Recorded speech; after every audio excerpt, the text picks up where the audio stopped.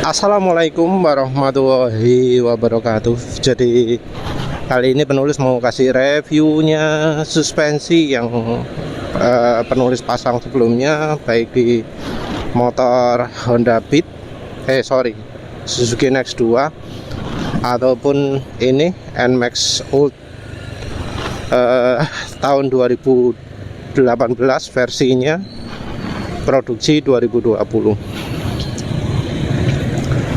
Jadi motor penulis sebelumnya yang Nex 2 itu pakai 766 yang tipe apa jenenge Evo ya, tipe Evo. Yang NMAX nya pakai 744. Sekilas dulu pakai 8686 di NMAX Old gimana rasanya. Jadi bener ya, kalau memang oli suspensi itu sudah rusak, sudah terlalu encer, warna hitam, warna abu-abu dan seterusnya, itu gak enak pengendalian motor ya. Karena sekarang seperti gliding ya, apalagi ketika oli suspensi depan termasuk masih cukup baik, walau rasanya sudah mulai berkurang kemampuannya, tapi ini masih oke ya yang depan. Nah yang belakang kan sebelumnya 744 itu jelas sudah rusak ya, sudah kacau lah oli ini, nggak bisa diganti lagi. Ini pakai 8686 di jalan yang kondisi seperti ini, jadi rasanya sangat mulus gitu ya, seperti kalau naik perahu. Jadi goyangan di jalan itu jadi minim. Jadi seperti bedanya kalau antara naik sepeda yang nggak ada suspensinya dengan naik perahu yang anteng gitu. Jadi sekarang NMAX ini jadi anteng, jadi melayang gitu istilahnya. Nah, kembali lagi ke suspensi yang lama.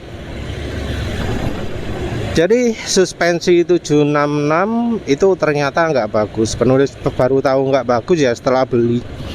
Karena setelah beli pun kerasa bahwa suspensinya nggak bagus. Entah karena mekanismenya, entah karena cairannya, entah karena lain-lain ya. Tapi rasanya hambatan suspensinya terlalu minim, nggak sip gitu. Jadinya apa? Jadinya peredaman jadi nggak enak. Jadi walau suspensinya kondisi masih 1 minggu itu, terus nggak enak. 1 bulan apalagi. Tapi ya wis dibetah-betah lah, wis pakai terus. Karena nggak ada cara untuk bongkar, penulis nggak punya alatnya. Ya wis betah-betah cari tukang servis yang bisa bongkar kok ya nemu. Jadi 766 DBS 766 itu nggak bagus ya. Terus yang di motor NMAX itu 744. Kalau 744 sip banget. Jadi 766 itu cirinya adalah bagian silindernya ada di bawah. Jadi tabungnya ada di bawah. Nggak ada tabung tambahan, tapi ya tabung utamanya ada di bawah.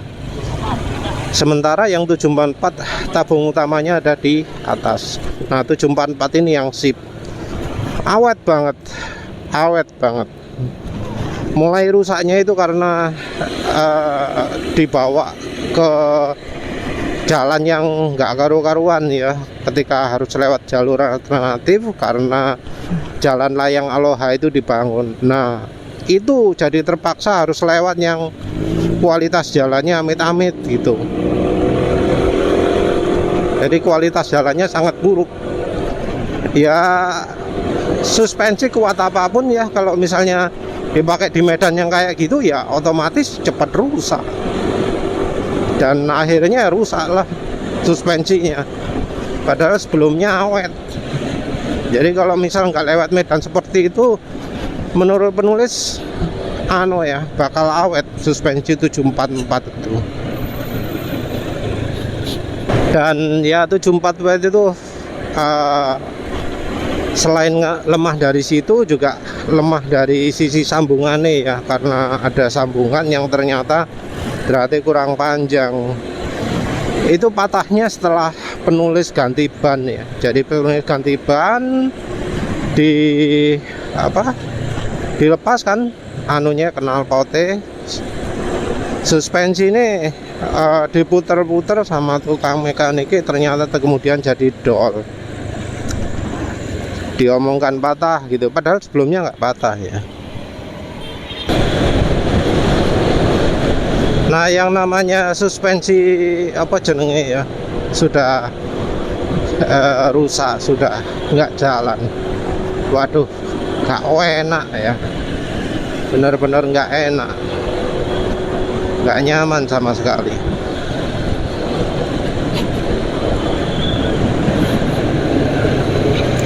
Jadi kalau lewat jalan sini gitu, wah wes, kalau nggak kecepatan agak tinggi, wah gerujar. Lewat jalan paving yang di dekat rumah, wah wes harus pelan-pelan sekali. Nah, ini jalan yang nyantai gini ya, nggak begitu kencang. Ini jelas terasa ada redaman. Cuma kok kayaknya rada oling ya. Jadi antara redaman kiri dan kanan kayak beda ya. Ya mau bagaimana lagi, karena namanya produksi selalu ada variasi ya.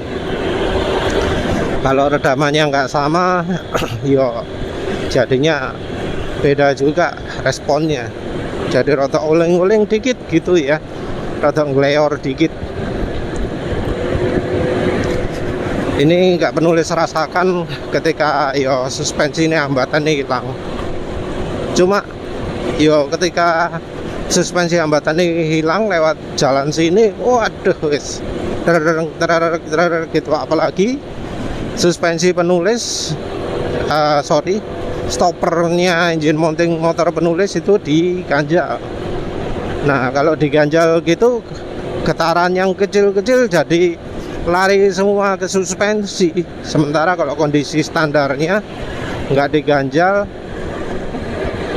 yang getaran kecil-kecilnya, perubahan jalan kecil-kecil itu akan diredam sama mesin. Nah, ini karena suspensinya masih baik, diredamlah sama suspensi. Cuma rasanya kok nggak imbang kiri dan kanan, jadi agak ngeol ya. Entah yang mana yang nggak imbang, repot emang. Kalau yang lebih baik lagi ya merek ISS ya. Kalau ISS mesinnya secara produksi lebih konsisten. Walau ya nggak berarti kalau merek ISS itu bebas masalah, karena yo ada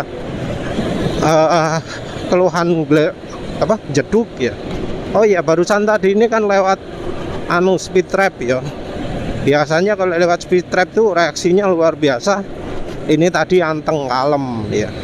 Ya emang begitu ya, harusnya suspensi yang oke itu reaksinya jadi kalem. Kalau yang YSS DTG, kalau yang YSS penulis yang sudah coba yang YSS DTG hybrid, wah itu luar biasa sekali itu sekelas dengan suspensinya Suzuki Spin. Jadi jelas ada beda karakteristik antara Suzuki Spin, suspensi bawaan Suzuki Spin dengan YSS DTG hybrid, jelas ada bedanya. Jadi karakternya, yang DTG hybrid lebih halus di kondisi jalan ini, yang Spin lebih halus di kondisi jalan ini. Kalau nggak salah yang punya Suzuki Spin itu di jalan pelan lebih halus, di yang DTG hybrid itu jalan agak kencangan lebih halus kalau nggak salah gitu. Tapi kalau kita bilang kelasnya itu wis sama lah, anteng, podo-podo anteng ya. Kalau jalan kecepatan 60, jalan kecepatan 100, podo-podo anteng. Jalan di jalan paving kecepatan 40, 30 yo anteng pisan. Beda sekali dengan misalnya yang bawaan, wah wis pasti amburadul atau ngayunnya banyak. Kalau sudah apa seperti model kayak KYB yang hambatannya searah itu mentok kalau lewat jalan paving itu. Jadi suspensinya habis jarak mainnya karena dia meredamnya satu arah, suspensinya makin lama makin pendek. Kalau sudah terlalu pendek ya mentok ya. Kalau sudah mentok ya nggak nyaman. Nah, ISS DTG Hybrid itu keunggulannya yang pertama ada tekanan udara yang membuat suspensinya akan terus konsisten kerjanya walau kondisi panas, walau kondisi sudah dipakai agak lama. Jadi keunggulan ada tekanan udara di dalam ruang di dalam tabung suspensi itu adalah membuat gelembungnya cepat hilang. Jadi kalau suspensi sudah dipakai lama, gelembungnya akan makin lama makin banyak, buihnya makin lama makin banyak. Nah, kalau ada tekanan udara, buih ini akan sangat dikurangi. Jadi kalau buihnya berkurang, kemampuan suspensinya akan lebih konsisten. Kalau ada buih, maka buih itu jadi seperti ngeselongkan suspensi.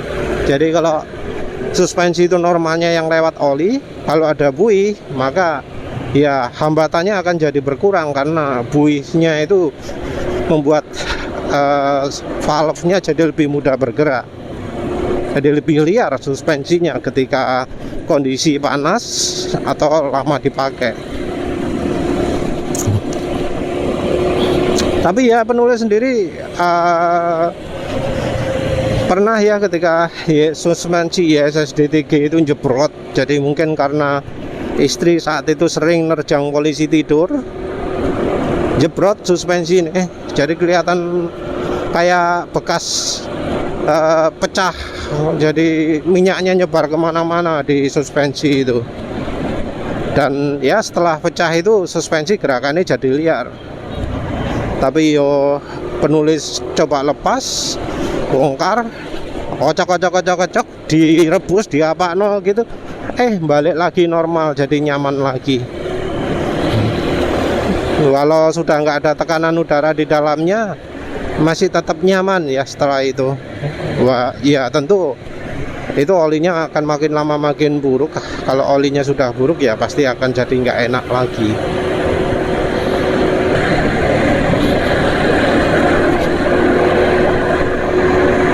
Ini benar-benar anteng ya.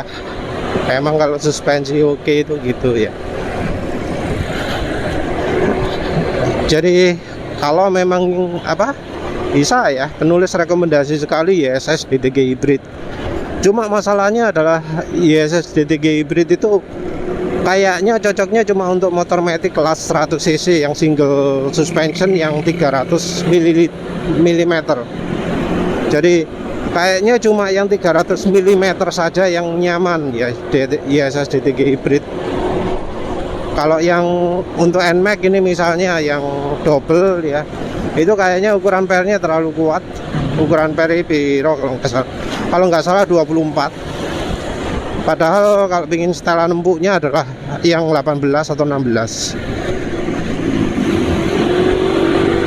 Jadi ya untuk mereka yang motornya itu misalnya Mio, Honda Beat, Next2, Scoopy, silahkan coba ISS DTG Hybrid.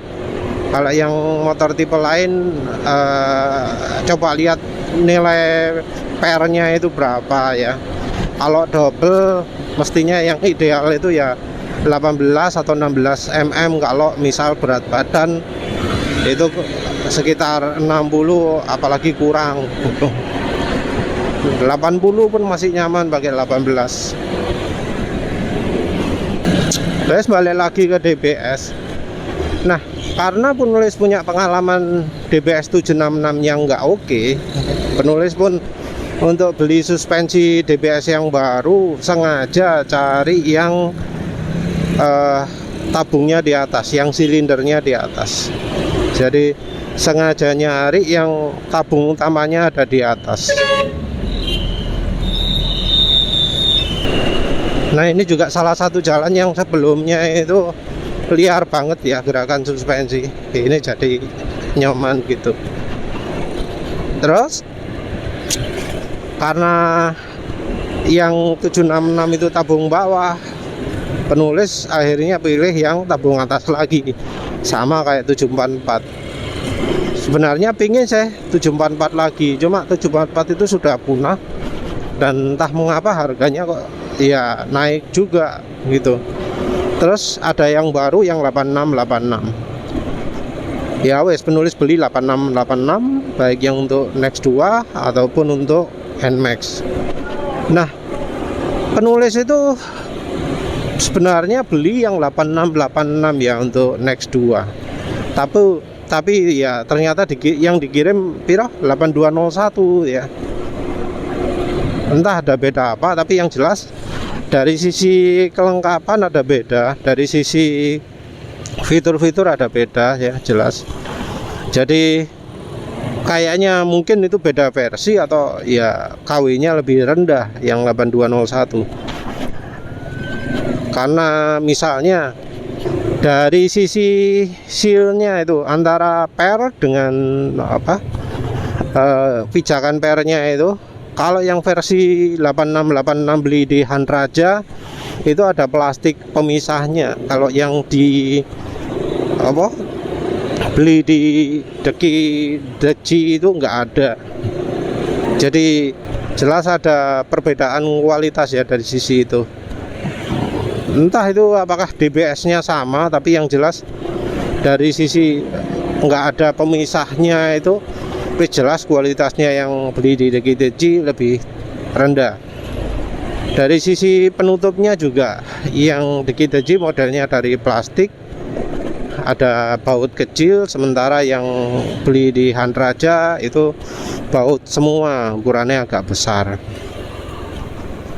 Ya, jadi apa ya? Mungkin bisa jadi perdebatan mana yang lebih bagus. Tapi secara keseluruhan kok yang punya Hanraja itu terkesan lebih sip. Juga soal tulisannya, DBS-nya lebih halus. Jadi sama-sama sablonan, tapi yang dari Hanraja itu lebih halus ya. Tuh yang lain-lain penulis kurang bisa mengamati. Oh iya, kalau dari sisi finishingnya untuk yang cat yang beli di Deji itu kualitasnya lebih buruk.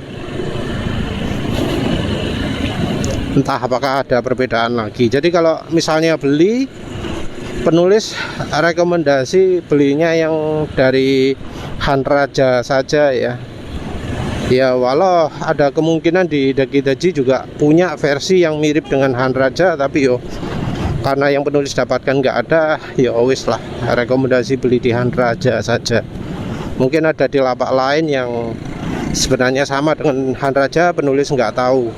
Karena kayaknya antara penjual DBS itu kayak ada kesepakatan, karena harganya kok bisa sama persis untuk tipe yang sama.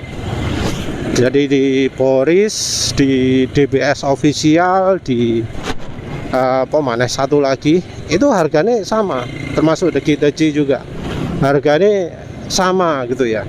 Yang penulis beli untuk 8686 NMAX itu harganya sama-sama semua, sama-sama 485. Cuma penulis beli pas ada diskon jadi bisa beli 425. Terus yang